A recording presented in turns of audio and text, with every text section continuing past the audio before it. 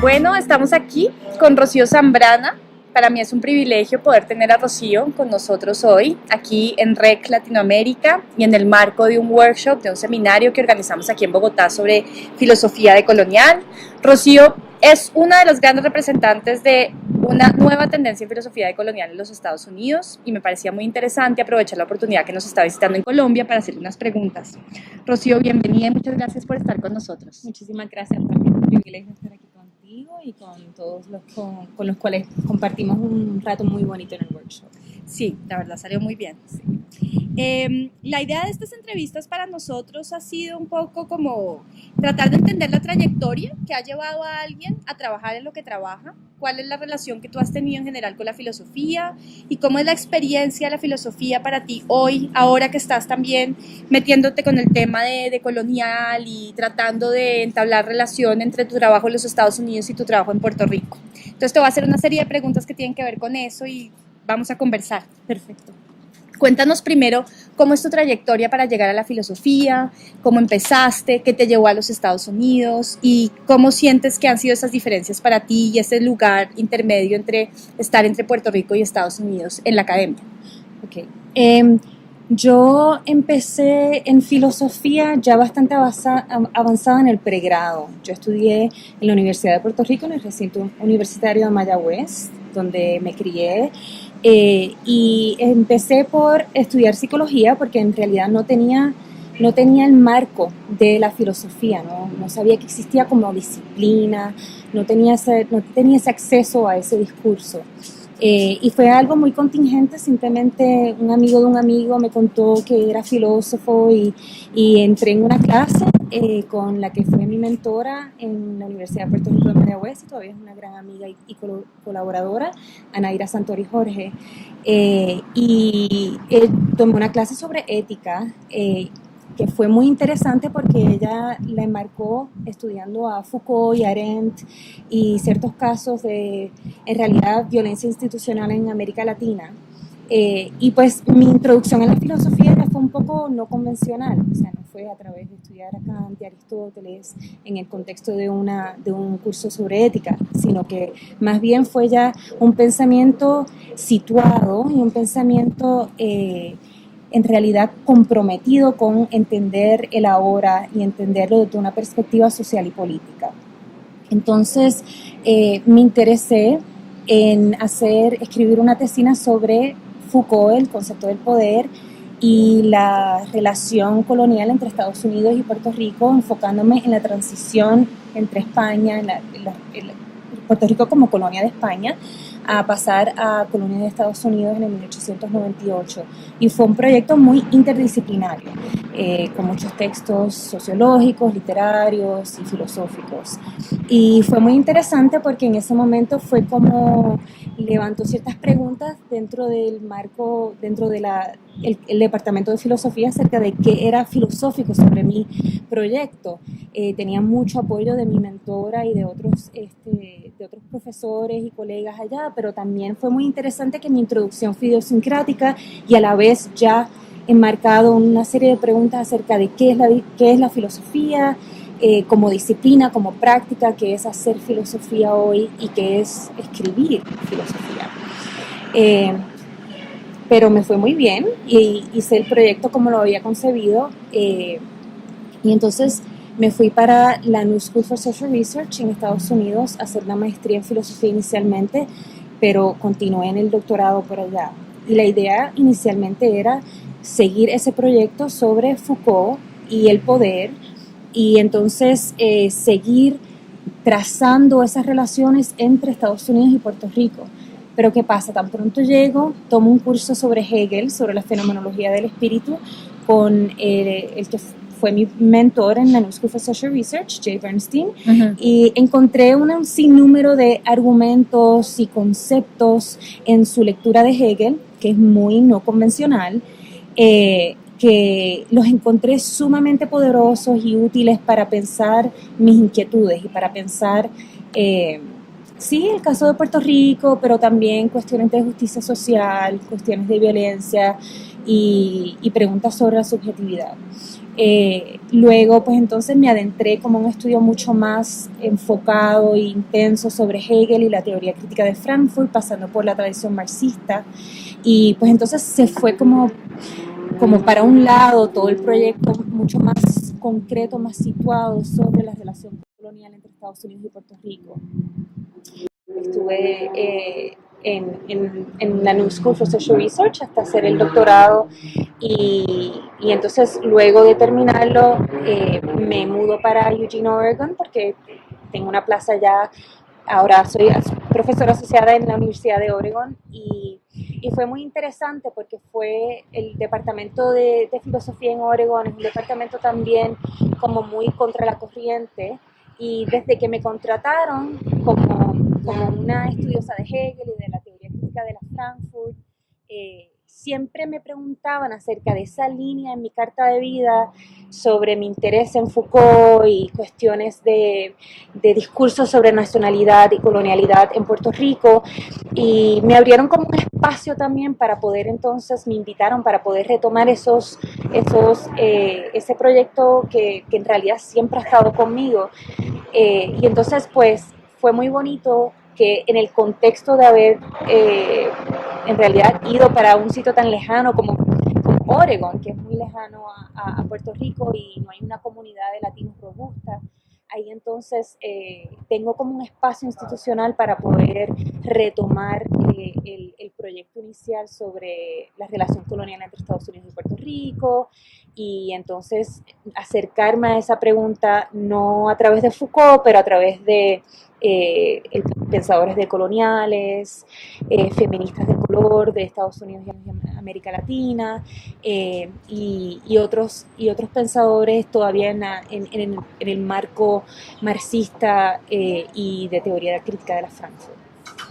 Antes de entrar un poco en detalle más con este último proyecto que tienes, a mí sí me gustaría que nos contaras cómo fue ese paso por la New School y tu trabajo con Hegel, porque pues tu primer libro publicado con la Universidad de Chicago es un libro sobre la lógica de Hegel, ¿no? Entonces, inicialmente para alguien que no conoce a Hegel, y en eso tú y yo obviamente estamos de acuerdo que Hegel tiene todo que ver con las preocupaciones que nos cuentas que te llevaron a la filosofía, pero cuéntanos un poco cuál es la relación entonces en ese trabajo tan académico, riguroso, con el libro más difícil de Hegel, que es la ciencia de la lógica, y todas estas preguntas. ¿Cómo ves tú ese libro y qué función tiene el libro para ti? ¿Cómo es que allí movilizas una serie de conceptos que ahora te han servido también para entender un sentido de crítica en filosofía que te ayuda a aproximarte a tu lectura de la situación puertorriqueña? Sí, fue muy interesante. Cuando yo leí a Hegel por primera vez como estudiante subgraduada en Puerto Rico, yo dije, esto no es inteligible. Y voy a tomar, cuando llegué a la New School, dije, voy a tomar este curso sobre Hegel que duraba un año, sobre la fenomenología de Hegel, para no volver a leer a Hegel jamás. Chulearlo y sacarlo ya de mi vida. Exactamente. Y fue lo opuesto, o sea, y fue en realidad Hegel en las manos de Jay Bernstein y todo un contexto de estudios sobre Hegel, como en realidad en los márgenes de cómo se lee a Hegel incluso en Estados Unidos, en una tradición anglosajona que trata de cómo pensar a Hegel más allá del Hegel clásico, teleológico, con unas erocéntrico, etc. Es un Hegel que como está en los márgenes de ese tipo incluso de reinterpretación de Hegel, que ya está corriendo en Estados Unidos por varias décadas. Y lo que me interesó fue inicialmente en la filosofía, en la fenomenología del espíritu, me interesó cómo Hegel trata la concepción de la acción. Entonces me interesó mucho, o en realidad cómo la presenta, porque no es un tema que él enfoca y que tematiza, pero cómo él presenta la acción y lo que es ser un ente actuante.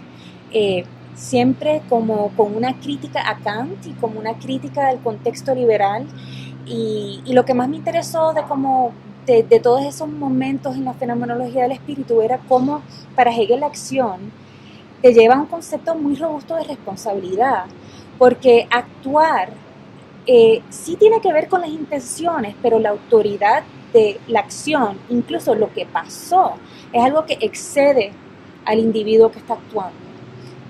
Siempre la acción es algo como disperso en tiempo y espacio, determinado por un contexto social, por interpretaciones opuestas a lo que tú te entendías a ti mismo estar haciendo, etcétera. Entonces me interesó mucho todas esas discusiones que vuelven en diferentes momentos y en diferentes registros en la fenomenología del espíritu. Como Hegel se imagina los distintos escenarios en los que realmente la acción se muestra como aquello que se nos sale completamente de las manos, pero no por ello dejamos de ser responsables por las consecuencias de la acción. Absolutamente. Y entonces vemos, él corre ese argumento, a mi entender, en un marco epistemológico, en un marco histórico, político, o sea que es muy interesante ver como todas las vueltas que le da ese asunto. Y me interesó moverme a la lógica, que es como ahora está un poco más de moda y se ha vuelto algo muy importante para entender a Hegel incluso desde los márgenes. Pero cuando yo empecé a escribir, eran varias personas que estaban en realidad interesadas en la lógica, porque todavía la lógica estaba como pensada como el momento más clave de el eurocentrismo y el logocentrismo de Hegel. Sí. Entonces, pero a mí me encantó pensar la lógica gracias al trabajo de Angelica Nuzzo y Karin de Boer y Gillian Rose. Entonces me dieron pistas para como leer y trazar el concepto de negatividad en Hegel. Porque, en fin, para mí, todo lo que Hegel hace con la acción es en base a como su categoría o su concepto o su compromiso conceptual más central en todo su corpus, que tiene que ver con la negatividad. Uh-huh. Y para mí la negatividad, como es algo muy abstracto y se ve muy abstracto en la lógica y cómo funciona como movimiento lógico dentro de ese texto tan difícil y tan abstracto, tan complejo, y tan complejo, pero es un constante. Y yo lo pienso también a la par con como yo veo como Hegel trata la acción. O sea, la negatividad es un movimiento del exceso, en cierto sentido, de algo que se mueve porque está fuera de sí mismo, porque nunca puede como controlar y determinar por completo su movimiento y su movimiento de determinación. Uh-huh. Entonces, pues eso me interesó mucho explorarlo en la lógica, y cuando escribí mi tesis de doctorado, lo pensaba mucho como importante para intervenir en ciertos debates en teoría crítica de la Frankfurt post-Habermas, un tanto como en espíritu de Adorno y Benjamin y estos pensadores de la primera generación de la Frankfurt, pero me interesaba intervenir en debates sobre el concepto de crítica y el concepto de normatividad que heredamos de Habermas y de Honneth y de un sinnúmero de pensadores de lo que llaman a veces la segunda y la tercera generación de la Frankfurt. Que ha estado muy ligado también a una cierta relectura de Hegel. Absolutamente, una lectura como más anclada en la filosofía del derecho, en instituciones, en la estabilidad de las instituciones y pues tú sabes, como más un corte liberal. Liberal, tratando de defender a Hegel de un pensamiento excesivamente conservador, claro, pero sin embargo todavía muy enmarcado en una estructura muy eurocéntrica, claro, liberal, de un sujeto, claro, en sentido fuerte. Claro, entonces pues me interesaba como intervenir en esos debates, pero a través de este concepto de negatividad, a través de estas intuiciones sobre la acción en Hegel y el concepto de responsabilidad, y pues era como un proyecto bien grande y lo pude escribir con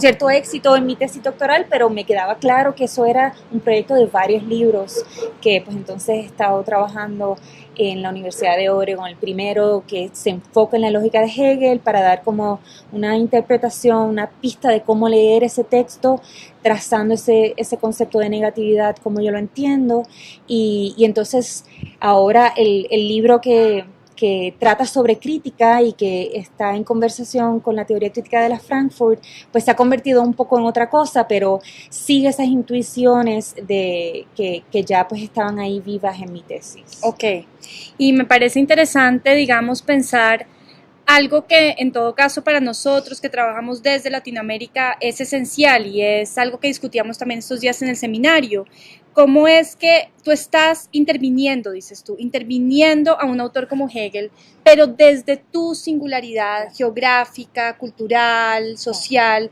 que es en todo caso estar en Puerto Rico y venir de Puerto Rico, y cómo eso determina tu lectura de Hegel? Me interesaría pensar también tú cómo piensas eso, sin necesidad todavía de pasar a que explícitamente ahora estás trabajando sobre Puerto Rico. ¿Cómo crees que tu libro, publicado en la Universidad de Chicago, en inglés, cuyo título no indica para nada con Latinoamérica, porque además es sobre la inteligibilidad que aparece en el título, ¿cómo en todo caso tú allí sientes que tu situación local hace que tu lectura de Hegel sea distinta y esté marcada por otras preguntas? Claro. Sí, en el libro pues no aparece en ningún lugar, pero aparece en todos los lugares. Exacto. Que para mí ese interés en cuestiones de negatividad, de acción, que exceda a sí mismo, pero siempre pensando la determinación y la responsabilidad, en cierto sentido todo eso viene de una experiencia, de mi experiencia política y mi experiencia en Puerto Rico, también vamos a llamarla social, de haber crecido en Puerto Rico y de haber tenido un contexto donde el estatuto político es uno completamente ambiguo y lo que yo llamo incluso ambivalente, porque yo hago una distinción en mi trabajo sobre Hegel que es muy importante para mí, que no es solamente una cuestión, la negatividad en Hegel no solamente es una cuestión de ambigüedad, pero es una cuestión de ambivalencia, y para mí ambivalencia es muy importante porque es que tiene significados y consecuencias positivas y negativas a la vez, al mismo tiempo. Entonces eso nos da como una mayor carga en cómo somos responsables por el ser en común que podamos pensar o desear o articular políticamente, personalmente, socialmente. Entonces, la situación en Puerto Rico, no solamente por su determinación jurídico-política como un estado, un territorio, no incorporado de los Estados Unidos, los debates del estatus, de si nos debemos incorporar como Estado, si debemos de tratar de instituir una nación soberana, o si debemos de continuar con el status quo, que es como una invención así, el Estado Libre Asociado, como un poco confusa, porque pues tenemos una constitución en Puerto Rico de 1952, etcétera, pero el poder, la soberanía emana del Congreso de Estados Unidos, y por ende pues ese es un proceso de descolonización que no lo fue. Sí. Entonces ese interés mío en la ambivalencia y en la ambigüedad y en la negatividad y en el poder crítico del concepto mismo de ambivalencia. Exacto, pues realmente viene de ese contexto político, viene de ese contexto como también cultural, podemos decirlo así, porque en Puerto Rico somos latinoamericanos, pero también estamos, o sea, la relación con Estados Unidos no se puede negar porque han sido, tú sabes, más de un siglo, claro, de un vínculo, hay una diáspora tan robusta, hay como una comunidad flotante que va y viene. Viven más puertorriqueños. Ahora mismo viven más puertorriqueños en Estados Unidos que en Puerto Rico. O sea, pero en Puerto Rico no es que somos bilingües, tú sabes, la mayor parte de puertorriqueños, como hay una resistencia a dominar el inglés de cierta manera, como quizás lo pensaríamos que un lugar con una relación tan estrecha con Estados Unidos, pues ya dominaría ese lenguaje de cierta manera, que es como un acto político de no haber como asumido ese lenguaje como lengua puertorriqueña así desde la visión de la cotidianidad. Y pues ese contexto en realidad es todo lo que está detrás de mi trabajo de Hegel, y es todo lo que nunca se dijo en ese libro, pero me motiva. Y yo, o sea, tengo momentos donde describo esa relación mía personal, biográfica, y mi intervención en el canon europeo, en la filosofía, escribiendo en Estados Unidos, escribiendo para ciertas publicadoras, en ciertas instituciones. A veces pienso que es una reconstrucción de Hegel, de lo que ya está ahí en Hegel, y que pues tú sabes, se puede en realidad desarrollar a pesar de ciertas cosas que están en los textos también. Claro. Y a veces pienso que es un acto de apropiación de precisamente el canon europeo, que es y no es nuestro canon. Y enriquecido por una mirada que es distinta, que es más compleja y que tiene otras preocupaciones. Claro, absolutamente, o sea, que viene con esas preguntas al texto. Entonces, si yo hubiese enmarcado el libro de cierta otra manera, con esas preguntas explícitas o dichas explícitamente en el libro, pues entonces incluso yo diría que pues mi intervención en Hegel es una como ya decolonial, pero porque tomo ciertos conceptos en Hegel y en realidad los apropio, Sí. los transformo y siempre desde esa perspectiva. Pero como no lo enmarqué de esa manera, lo enmarqué muy en línea con ciertos parámetros académicos en Estados Unidos, pues no diría que es así. No es tan explícito, No pero está allí. está allí. Sí. Pues ahora que has estado hablando de toda esta relación con Puerto Rico, sí me interesa y nos interesa mucho que nos cuentes con más detalle qué es lo que estás haciendo ahora y cómo ha sido ese tránsito ahora, ese nuevo libro que estás escribiendo, y que nos cuentes un poco cuáles son los conceptos claves que están atravesando tu nuevo trabajo. Okay. Pues el nuevo trabajo surge de también mi interés en intervenir en debates sobre el concepto de crítica que en realidad hemos heredado de Hegel y la tradición de hegelianos de izquierda y especialmente de la tradición marxista entendida por la teoría de crítica de Frankfurt y pensadores como Adorno, Benjamin, etc. Entonces, lo que me interesa de esa tradición es cómo el pensamiento siempre está situado, siempre está en respuesta a un contexto social y político y siempre también con una mirada a un gesto emancipatorio. Entonces pienso que eso es algo que quiero recobrar en cierta manera, incluso que quizás apropiar de la manera que estábamos hablando sobre Hegel. Que sigue siendo un marco conceptual de tu trabajo. Digamos. Claro.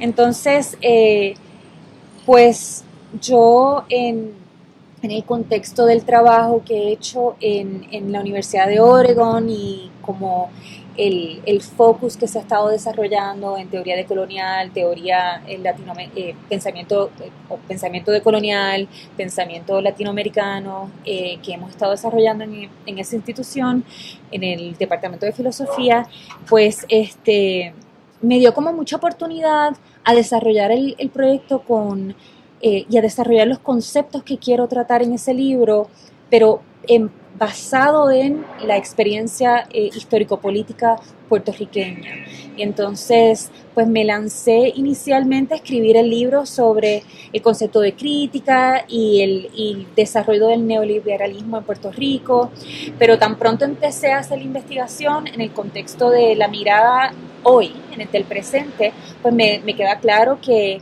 el concepto de la deuda y todos los registros de la cuestión de la deuda es sumamente importante y es central para entender lo que está pasando en Puerto Rico hoy.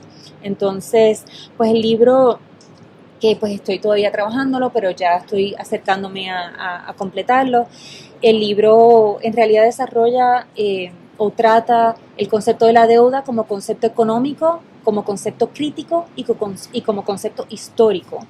Entonces, en base a ello, pues examina el caso de Puerto Rico, examina el concepto de crítica o el acercamiento a una mirada crítica al caso de Puerto Rico, pero también con un deseo y un gesto de desarrollar el concepto de crítica, nuevamente que veo de esa tradición marxista de la teoría crítica de la Frankfurt, en base a la particularidad de ese caso. Del caso de Puerto Rico. Claro. Y la idea es hacer una crítica decolonial. Exacto. De la situación puertorriqueña, claro. Y la situación puertorriqueña como un momento de cristalización de un neoliberalismo que tú quieres entrar a criticar desde una perspectiva decolonial. Claro, entonces el tercer concepto, deuda, crítica y colonialidad, porque parte de lo que yo hago, pues tal vez en el primer capítulo más puntualmente, es tratar de pensar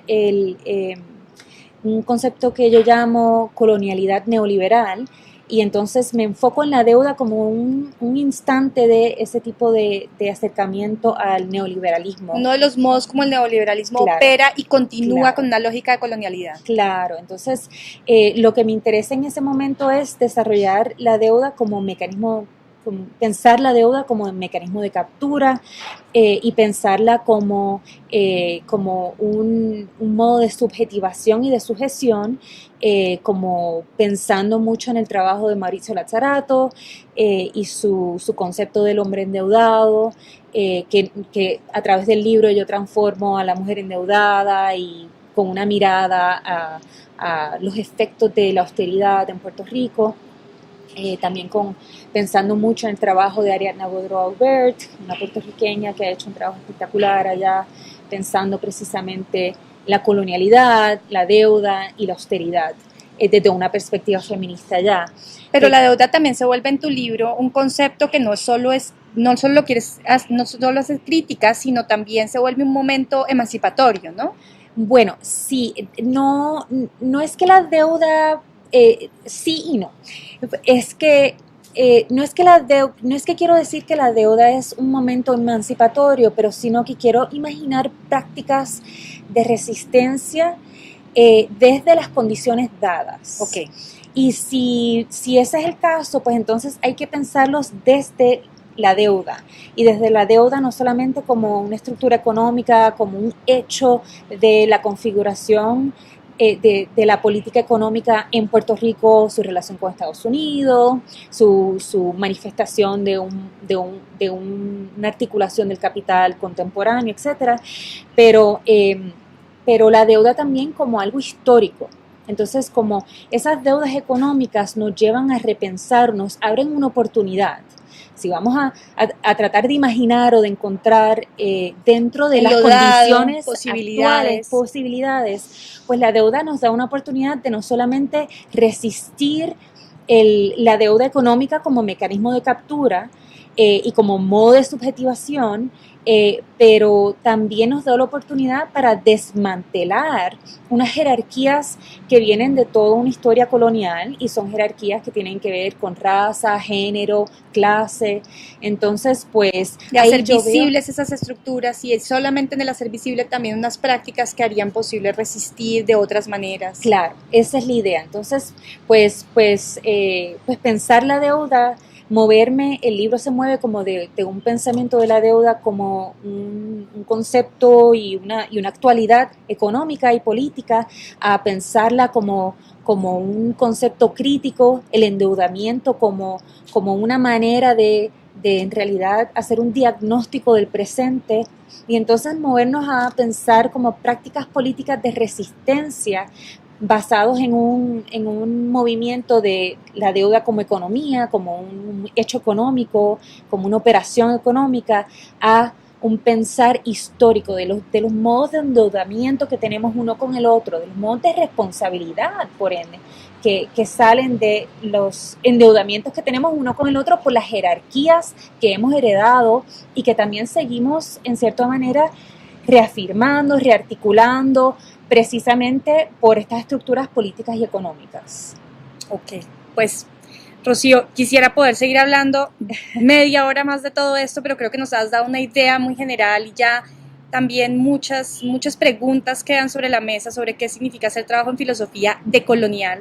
Te agradezco mucho por esto, y esperamos el libro pronto para volverte a tener acá y discutirlo con todos nosotros y ver cuál sería la relación entre eso que tú estás haciendo con una situación tan particular como la de Puerto Rico y las condiciones históricas, sociales, políticas y económicas colombianas. Muchas gracias por estar con nosotros. Muchísimas gracias. Red de Estudios Críticos Latinoamérica.